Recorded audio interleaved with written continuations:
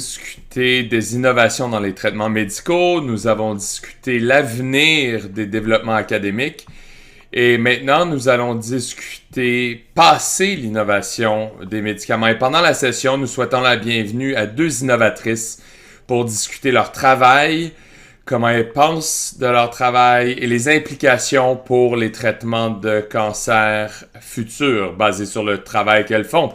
Nous sommes privilégiés de souhaiter la bienvenue à Andrea Sursek, qui est oncologue médical certifié et qui spécialise dans le cancer colorectal. Ses recherches portent sur le développement de nouvelles thérapies systémiques et régionales, y compris des approches basées sur la génomique des tumeurs, dans le but d'améliorer les résultats tout en minimisant les toxicités liées au traitement. Elle est fondatrice et co-directrice du Centre pour le cancer colorectal et gastro-intestinal chez les jeunes, la première clinique de ce genre dans le monde. Nous souhaitons aussi la bienvenue à Dr. Rebecca Auer, qui est directrice scientifique pour le programme de cancérothérapie à l'Institut de recherche de l'Hôpital d'Ottawa. Elle est leader international en oncologie chirurgicale et en recherche translationnelle. Elle est aussi professeure au département de chirurgie, au département de biochimie, de microbiologie et d'immunologie à l'Université d'Ottawa. Dr. Auer est titulaire d'une chaire de recherche clinique de niveau 1 en cancérothérapie périopératoire et dirige un programme de recherche translationnelle axé sur la compréhension de la promotion des maladies métastatiques pendant la période périopératoire après le stress chirurgical. Le Dr. Auer a dirigé 4 essais cliniques translationnels de traitement du cancer périopératoire fondés sur cette recherche préclinique. Bienvenue à vous deux et merci d'être avec nous aujourd'hui. Alors Andrea, je vais passer à toi d'abord. Et j'aimerais que tu passes juste peut-être 5-10 minutes à parler du travail que tu fais spécifiquement dans les espaces très innovants.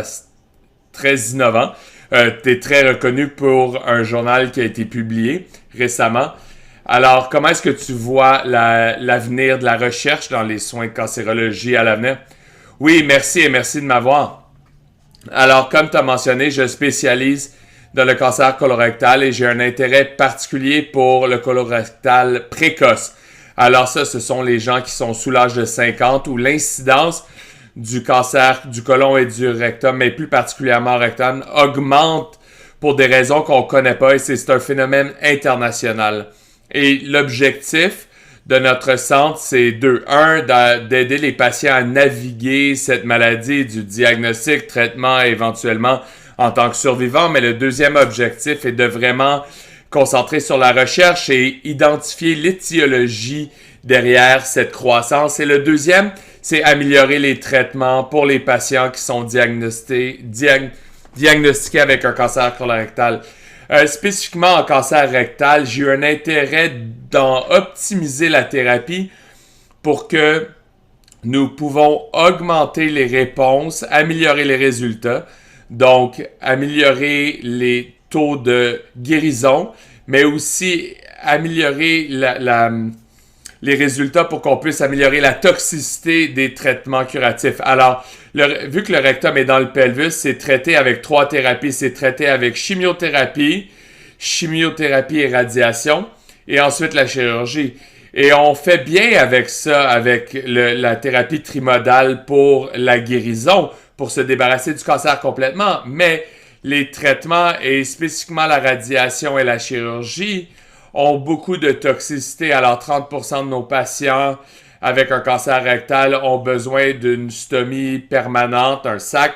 La radiation a beaucoup d'effets sur la fonction intestinale, fonction de la vessie, et surtout pour nos jeunes patients, la fonction sexuelle et la fertilité, parce que les ovaires, l'utérus sont dans le champ de la radiation, les femmes sont infertiles, ça affecte aussi la fertilité chez les hommes. Alors même si les patients sont guéris, et parce qu'on voit des patients très très jeunes, ça devient de plus en plus important. Alors ma recherche est vraiment concentrée sur optimiser ce traitement-là ou faire du néoadjuvant ou du pré-op pour essayer d'éviter la chirurgie. C'est pas unique à moi, à Memorial, c'est fait à l'international et vraiment c'est un intérêt qui croît dans la recherche pour le cancer rectal en particulier. Ce que nous, on fait à Memorial, c'est l'idée de est-ce qu'on peut trouver certains groupes qui répondent mieux ou qui répondent vraiment très bien à une thérapie en particulier, les traiter et voir comment on peut bénéficier de la thérapie et éviter la radiation et la chirurgie. Et quand on traite ces patients-là, on remarque que les patients avec des tumeurs MSI haut, qui ont juste... Tu sais, les tumeurs ils ont une génétique un peu différente. Alors, il y a beaucoup d'erreurs pendant... ils sont déficientes, ils sont différentes pour le système immunitaire. Mais ce qu'on sait de ces tumeurs-là, c'est qu'ils ne sont pas très sensibles à la chimio. Et on le remarque quand on traitait les patients avec un cancer précoce rectal, ou comme on mentionnait, on essayait d'optimiser la thérapie. Alors, on donnait chimiothérapie au début et on remarquait que la plupart des patients faisaient très bien avec la chimio, ils répondaient bien, mais ce groupe-là, qui sont MSI-O, 30% avaient une croissance en chimiothérapie qu'on n'était pas habitué à avoir du tout. Alors, quand ils avaient de la progression ou une croissance, ou quand ils avaient une récurrence de tumeur, on utilisait de notre savoir en maladie avancée que ces tumeurs-là étaient très sensibles à l'immunothérapie, alors quand on donnait de l'immunothérapie, ils répondaient très bien. Alors, l'idée de ces patients-là qu'on devait vraiment traiter parce qu'ils ne faisaient pas bien avec notre thérapie standard, c'était, si on avait un essai clinique où au lieu de la chimiothérapie, on utilisait l'immunothérapie dès le début. Alors, c'était cancer rectal précoce qui normalement aurait eu chimio, radio et ensuite chirurgie. Mais là,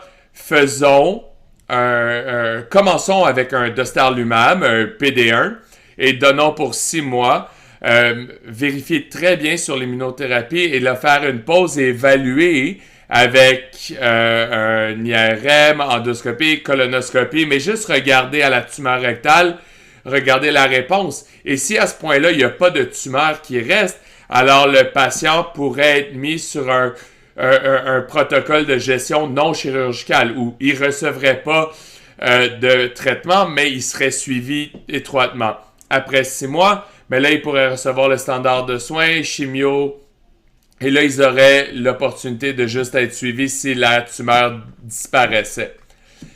Et si la tumeur était encore là, là, ils auraient de la chirurgie. Alors, de cette façon-là, ils auraient pu avoir tous les traitements standards, mais on voulait donner à l'immunothérapie une opportunité de fonctionner juste pour savoir à quel point ces traitements-là, on pouvait omettre.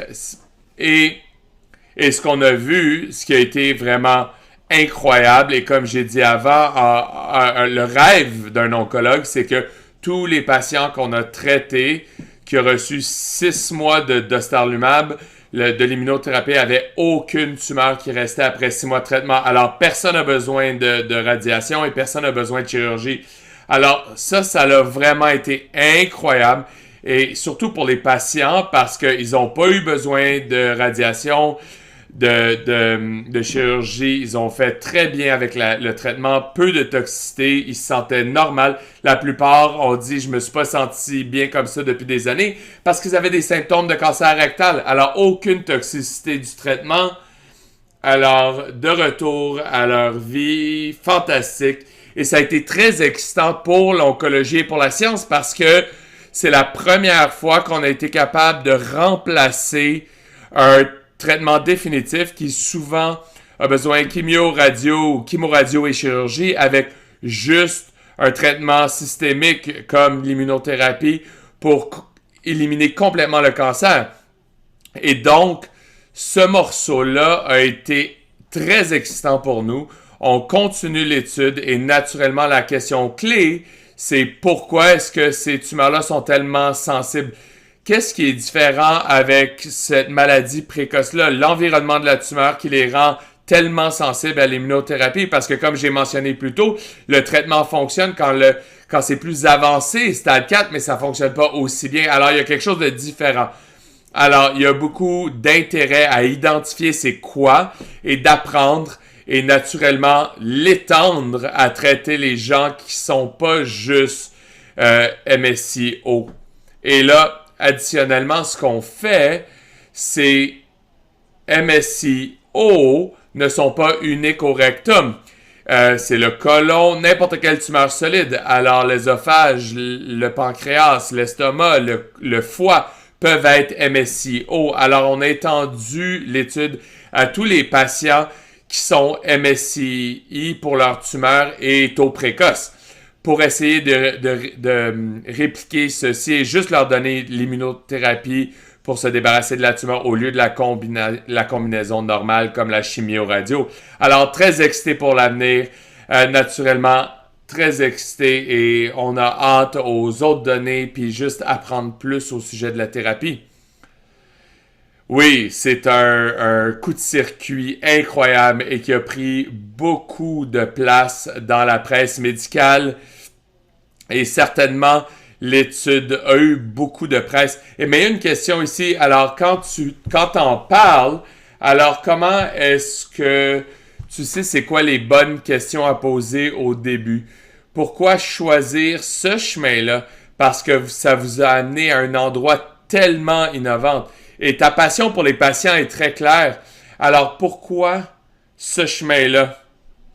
C'est une excellente question. Je pense que c'est venu des données, ce qu'on connaissait à propos de la maladie avancée. On savait qu'il y avait des tumeurs MSI et autres qui étaient très sensibles à juste l'immunothérapie. Alors, les patients ont reçu tout, chimio et de l'immuno, et beaucoup répondaient à l'immuno et ont été guéris. Mais c'est venu de notre expérience et les patients où on a vu les tumeurs croître après leur traitement, les tumeurs revenaient et on a vu que quand on donnait de l'immunothérapie, ils avaient des super belles réponses.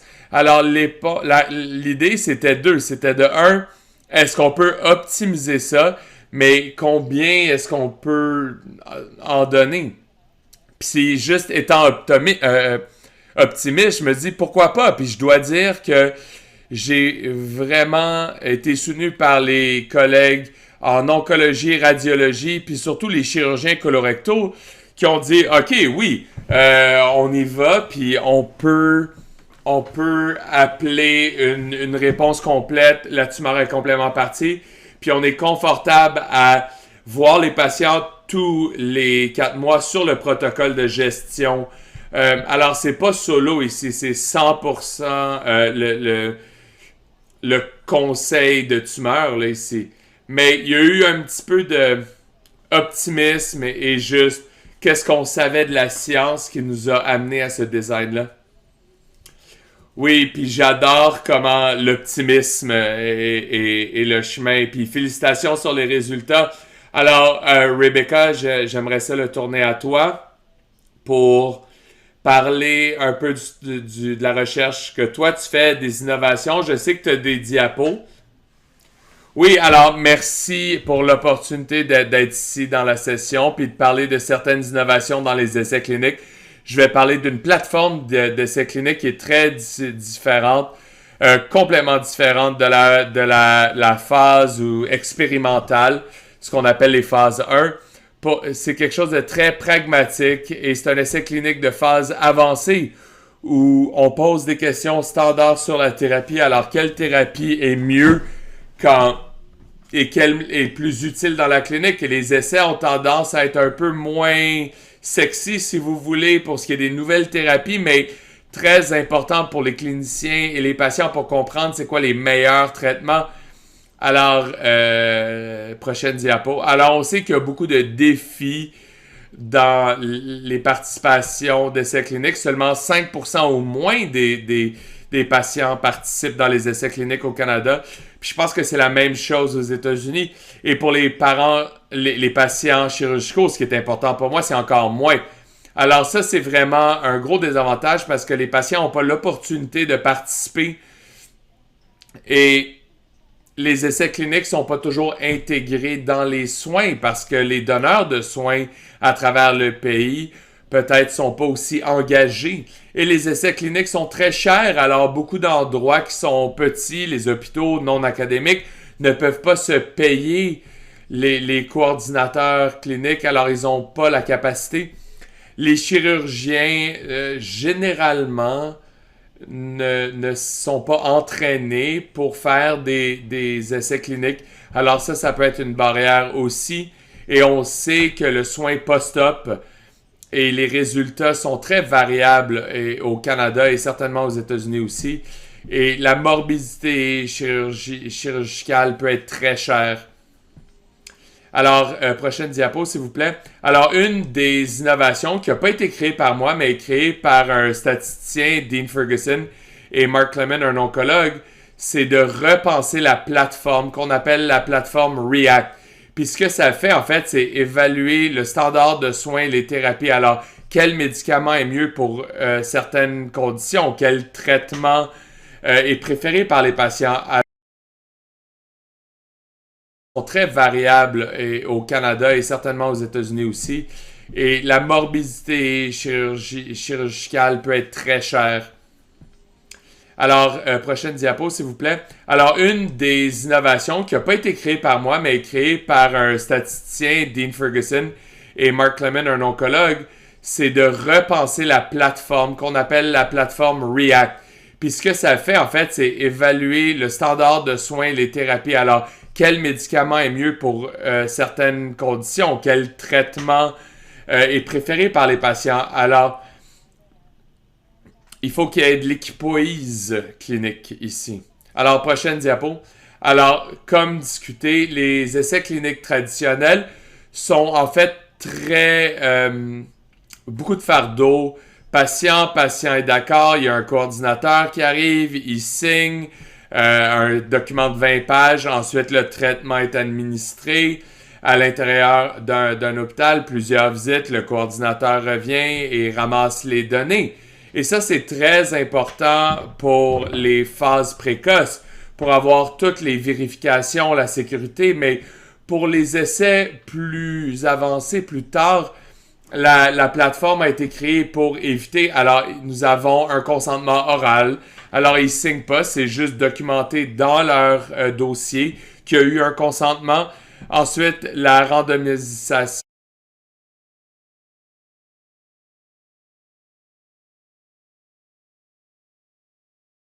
à l'aveugle. Et ensuite, les données sont faites à travers une infrastructure commune. Alors, où on utilise, par exemple, une base de données post-opératoire, par exemple. Je vais en parler. Alors, c'est supposé être un processus facile, c'est moins cher, ça inclut l'essai clinique dans les soins cliniques. Les patients sont pas toujours comme, ils se rendent pas toujours compte qu'ils font partie d'un essai, puis ils reçoivent un traitement, mais ils sont pas au courant qu'ils ont été randomisés, puis ils savent juste qu'ils reçoivent un traitement. Alors ça peut être généralisé à la vraie vie. Alors la plateforme a beaucoup de succès. Prochaine diapo. Puis en fait, l'autre d'après, s'il vous plaît. Prochaine diapo, s'il vous plaît. Alors, cette plateforme a eu énormément de succès dans les 8 dernières années. Il y a eu 23 essais, 4100 patients sur 8 ans. Alors, un grand nombre de patients dans une très petite période de temps quand on considère que c'est vraiment à l'intérieur d'un site seulement. Alors, notre question, c'est est-ce qu'on peut utiliser la plateforme et poser des questions sur la morbidité post-op, alors les complications, en fait. Prochaine diapo. Alors, pourquoi est-ce que, en tant que médecine en cancer, pourquoi est-ce que j'ai à cœur la morbidité post-op? Mais on sait que les infections, ici, une lésion qui est très rouge, qui doit être ouverte, comme on peut voir sur l'autre photo. Et ça, c'est associé avec des résultats à risque. C'est courant et ça coûte très cher au système. Alors, ça, c'est juste des statistiques de l'OMS. Comme on peut voir, c'est très sérieux, ça coûte très cher. Plusieurs de gens en ont. Puis c'est la complication la plus fréquente. Alors, qu'est-ce que ça a à voir avec le cancer? Alors, prochaine diapo. Alors, dans tous les cancers qu'on connaît, incluant le colorectal, les infections sont associées avec des pires résultats. Et ça, c'est juste un journal ici qui montre une réduction de 30% des survies sans répression inaudible. Prochaine diapo. Et il y a beaucoup d'études. Ça, c'est une méta-analyse quand ils regardent à toutes les études qui montrent que les patients sont 1,4 ont plus de chances de mourir s'ils ont une infection. Alors, c'est en fait très important pour les patients et pour leurs résultats face au cancer. Prochaine diapo. Et naturellement, on l'a étudié dans le laboratoire, comment la chirurgie a un impact sur la récurrence du cancer. Et on voit dans le graphique que c'est un modèle animal et quand les souris ont une lapérotomie, ils ont plus de métastases au poumon. Et quand ils ont une infection aussi, ils ont encore plus. Et en fait, on a été capable de montrer que ça a rapport avec la suppression immunitaire, le fait que le système immunitaire ne fonctionne pas bien après la chirurgie. Prochaine diapo. Alors, ce qu'on voulait voir, c'est si on pouvait intégrer la plateforme React avec la collecte de données. Un service de collecte de données post-op que le Collège américain a qui s'appelle NSKIP. C'est le programme d'amélioration de la qualité dans les hôpitaux et plusieurs hôpitaux, des centaines participent dans le programme. Et en gros, les hôpitaux, à travers une façon très standardisée, collectent des résultats de chirurgie sur 30 jours et c'est fait par des évaluateurs chirurgicaux et ça veut dire qu'on puisse évaluer et comparer nos hôpitaux à travers l'Amérique du Nord. Alors, on peut utiliser ça et faire un essai clinique pragmatique et pratique. Prochaine diapo. Alors, par exemple, une des questions que plusieurs chirurgiens ne connaissent pas la réponse, et il y a plusieurs pratiques aussi, c'est quoi la préparation que les gens doivent recevoir après la chirurgie. Il y en a qui donnent des antibiotiques oraux, il y en a qui donnent une préparation mécanique, il y en a qui donnent les deux, il y en a qui donnent rien. Puis notre question, c'est est-ce que les antibiotiques oraux sont mieux qu'aucune préparation?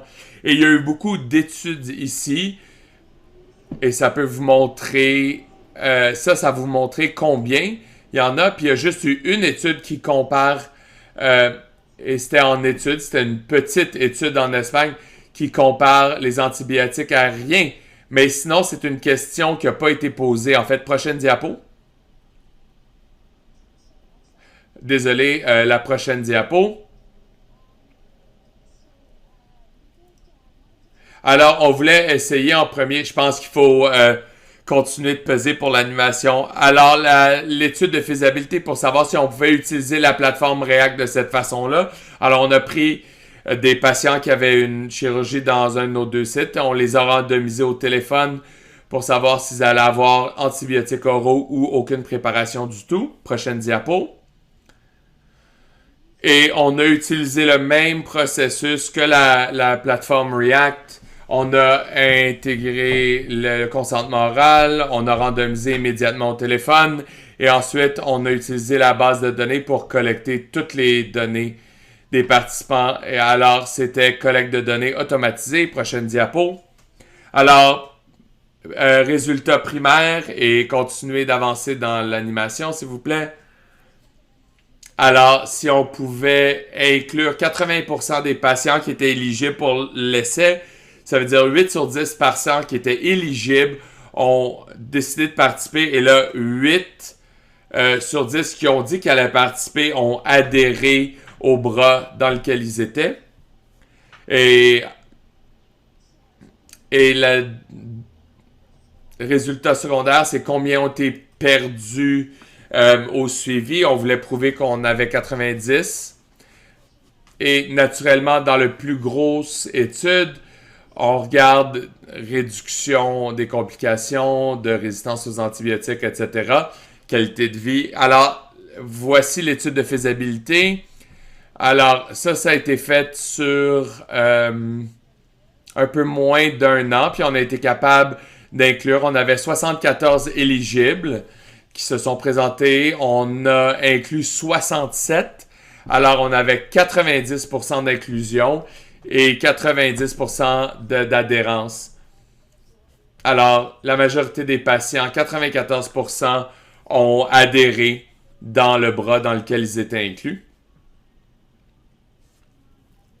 Et on a eu 99% de capture automatique de données. On n'a pas été obligé de regarder à travers les dossiers, puis on a fait 0 suivi au téléphone. Alors, un 0 perte au suivi. Très excité. Alors, c'était 10 fois la moyenne canadienne. Aucune perte au suivi. Puis c'est le premier essai clinique qui a utilisé les données NSQIP dans une façon randomisée. Alors, on s'est dit, c'est très faisable. Prochaine diapo. Alors, le but, c'était de commencer à faire ça à travers plusieurs sites. Et là, naturellement, la COVID est arrivée, puis on a dû repenser comment gérer l'essai, parce que même si c'était très pratique, on avait encore des gens qui rentraient, il fallait quand même avoir un coordonnateur, et les patients devaient quand même avoir les antibiotiques, etc. Alors, COVID nous a fait rendre compte qu'il y a des barrières aux essais cliniques pendant une pandémie. Les coordonnateurs ne pouvaient pas rentrer dans le site, les soins virtuels n'étaient pas constants avec les réglementations, mais ça nous a donné une opportunité, puis c'est comme ça qu'on a créé la plateforme à distance. Prochaine diapo. Alors, dans la plateforme à distance, essentiellement, toutes les REB, puis ça c'est en Ontario, mais c'est vrai pour les autres provinces, ils ont des REB pour centraliser. Donc, pour avoir les approbations à travers différents sites, les coordinateurs sont pas sur le site. Alors, il y a un coordinateur dans un site académique qui parle avec les patients sur Zoom. En fait, on a Rexall, une des plus grosses pharmacies au Canada, livre les médicaments à la maison. Et ensuite, on a des contrats centraux pour le NSQIP pour la collecte de données. Prochaine diapo. Alors, tel que discuté, il y a beaucoup de processus pour les essais cliniques normaux, mais avec la plateforme React, on a des améliorations significatives. Prochaine diapo.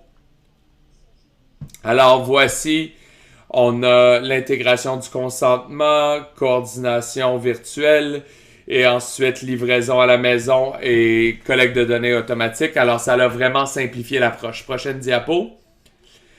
Alors, essentiellement, on pense que ça pourrait donner une opportunité pour les patients dans tous les sites, que ça soit un petit site académique où les gens n'ont pas d'expérience, pour participer et répondre à des questions importantes. Qu'est-ce qui est le meilleur standard de soins et améliorer les complications post-op, améliorer la morbidité. Et encore une fois, comme j'ai dit, c'est important pour les patients en cancer parce que avoir une complication après avoir eu le cancer peut significativement impacter le cancer. Alors ça, c'est un essai qu'on a à différents sites. Et dernière diapo. Ça, c'est juste certains membres de l'équipe qui ont été instrumentaux à faire l'étude. Et on espère avoir des résultats rapidement à l'avenir. Oui, merci Rebecca, c'était exactement la question. Alors, comment vite est-ce qu'on peut avoir les résultats? Et ça semble être une question très simple, mais très utile. Oui, alors, ce qu'on espère, c'est que c'est la première fois que la plateforme est utilisée à travers l'Ontario. Et maintenant, on a des collaborateurs dans d'autres provinces au Canada. Alors, certains des problèmes avec les RBE puis les contrats, c'est ça qui a pris du temps. Alors, on a reçu une subvention au printemps pour l'inclure dans différents sites. Et depuis ce temps-là, ça a été une question de contrat de RBE. Mais une fois que les contrats sont en place, une fois que les RBE sont en place, on peut poser des questions itératives. Alors ça, c'est la puissance de ça. Une fois qu'on connaît la réponse aux antibiotiques, on peut juste poser la prochaine question pour juste améliorer les soins. Oui, alors vous deux, vous êtes très dédiés clairement à faire ce qui est bon pour les patients.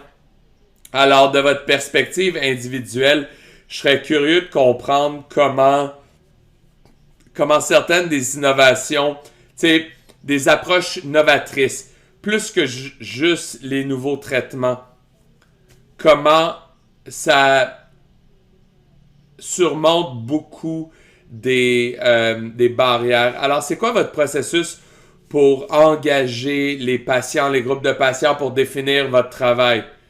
Alors, il y a beaucoup d'écrits sur comment inclure les patients dans un processus formel, mais vous êtes un peu dans les marges de ces choses-là. Puis je pense que les gens qui nous écoutent seraient très curieux sur comment est-ce que les patients rentrent dans votre pensée. Est-ce qu'il y a des processus formels?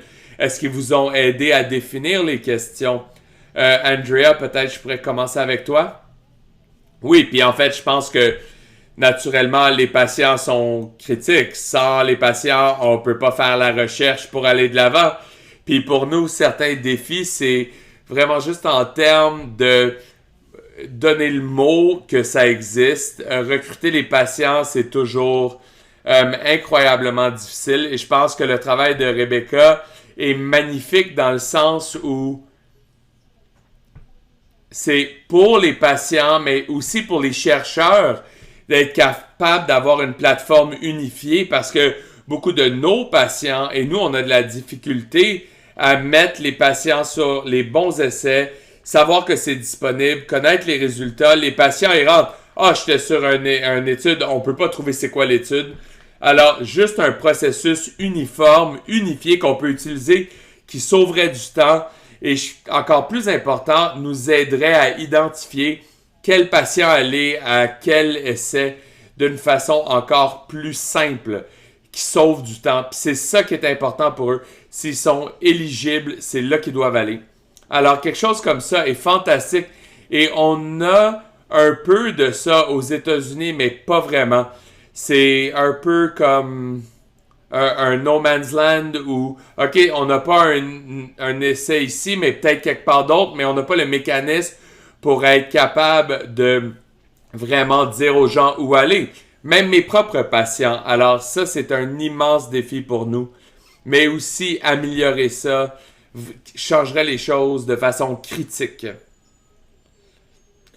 Rebecca, est-ce que tu veux commenter là-dessus? Parce que clairement, l'application de la technologie devient tellement importante là-dedans. Oui, puis je veux juste mentionner quelque chose que Andrea a dit pour l'essai de Starlumab. Je pense que cet essai-là, quand on y pense, c'est arrivé de ce que les patients veulent. Puis souvent, je pose aux patients, c'est quoi le ciel bleu pour vous? C'est quoi l'idéal? Puis je l'aime parce que ce que ça veut dire, c'est que des fois, on pense à l'extérieur de la boîte. Alors, ça prend des patients courageux puis des investigateurs courageux pour imaginer un temps où on peut avoir des patients qui sont guéris sans toxicité. Puis c'était ça l'essai. C'était de donner une chance aux patients plus jeunes, une meilleure qualité de vie, au lieu de juste un avenir long. Et c'est là où les patients sont le plus importants. C'est comme poser la question, c'est quoi le plus important pour toi? Puis comment est-ce qu'on peut arriver là?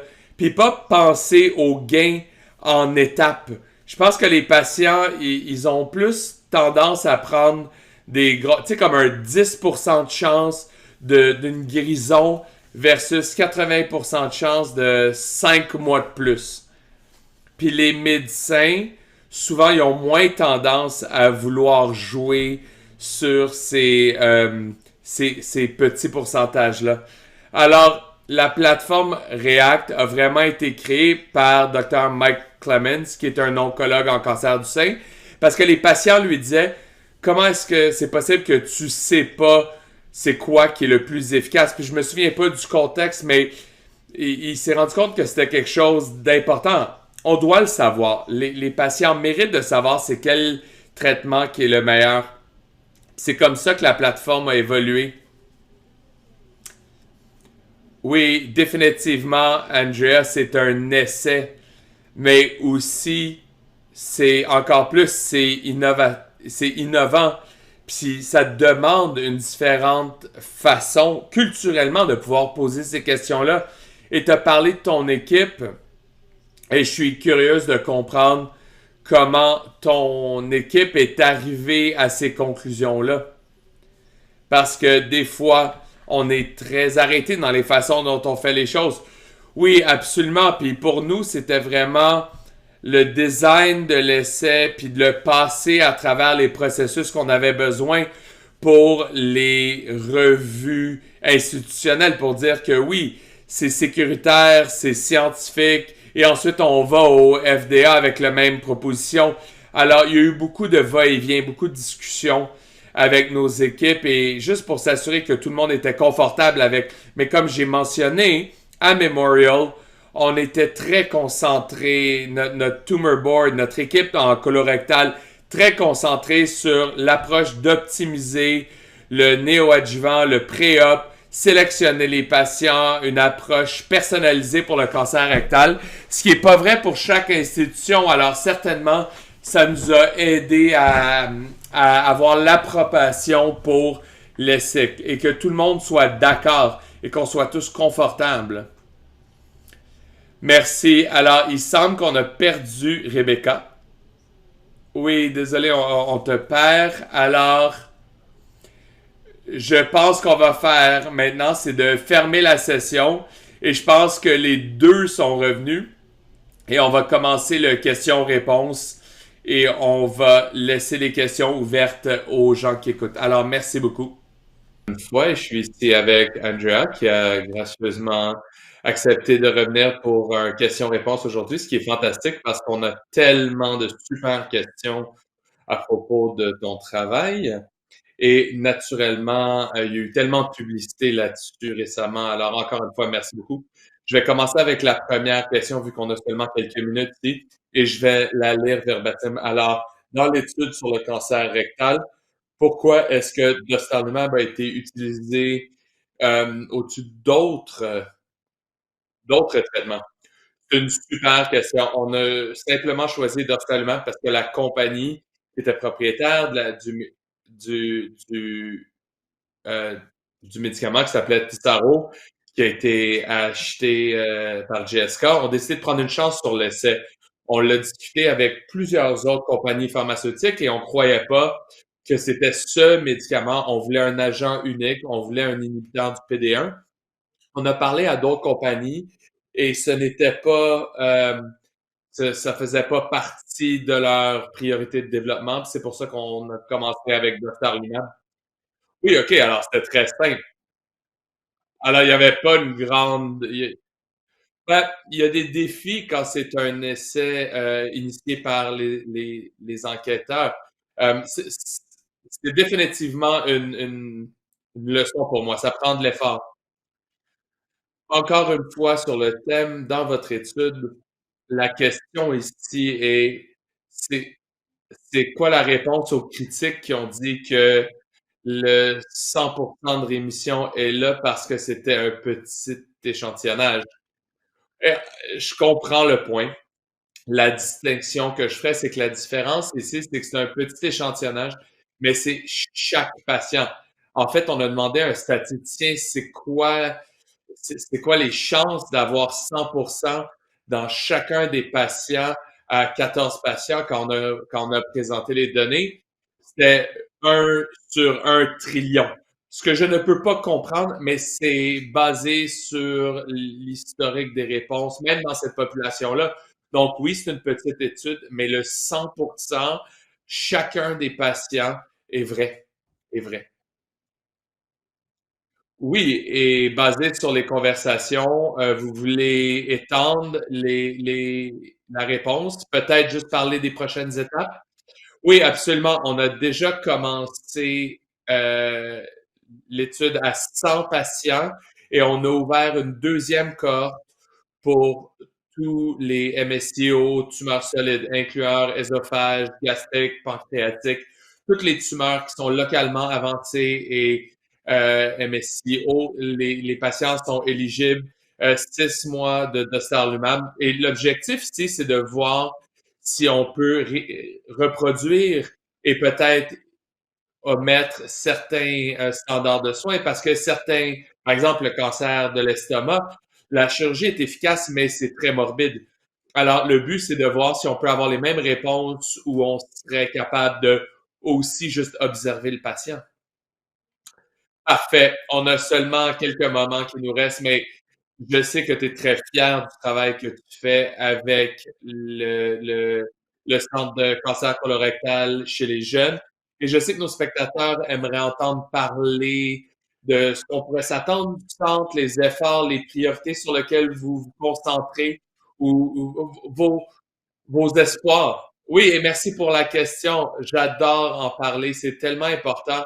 Alors, le centre a deux objectifs. D'abord, c'est un objectif clinique pour aider nos patients à naviguer le traitement, devenir des survivants, tous les soutiens auxiliaires, euh, juste la planification familiale ou juste s'ils ont des gens de qui s'occuper. Alors, juste les problèmes qui arrivent en plus d'avoir le cancer et devoir gérer ça. Et le deuxième objectif, qui est tout aussi important, c'est la question de recherche. Et pourquoi est-ce que ça arrive? Et vraiment, l'objectif principal, c'est d'identifier les patients qui sont à risque. Et pour faire ça, on regarde à la biologie des tumeurs, on regarde la biologie des polypes tout au début, voir s'il y a quelque chose de différent. On regarde les facteurs de risque à travers un grand questionnaire. On fait de la collection de sels, de cellules, et aussi on collabore avec d'autres institutions qui concentrent aussi la recherche sur les jeunes atteints de cancer colorectal. Puis on a aidé à établir des centres aux États-Unis, incluant à Dana-Farber, mais aussi à Mexico City. Euh, Ils ouvrent un centre pour le cancer colorectal chez les jeunes. On collabore avec un centre à Israël. C'est un phénomène international dans tous les pays. On doit vraiment mettre nos efforts ensemble pour découvrir pourquoi est-ce que ça arrive et qui est à risque. D'autres collaborations au Canada? Pas encore, mais j'adorerais. Bon, on va t'aider avec ça. On aimerait beaucoup. Et merci beaucoup d'abord pour votre travail exceptionnel. Et je suis désolé que Dr. Howe ne peut pas être là aujourd'hui, mais on espère pouvoir voir votre progrès à l'avenir. Merci. Merci, Anne-Marie. Très bien. Alors, on va prendre une pause de quelques minutes pendant qu'on attend pour quelques-uns de nos prochains collaborateurs pour la prochaine session. On va prendre 2 minutes, ça serait parfait.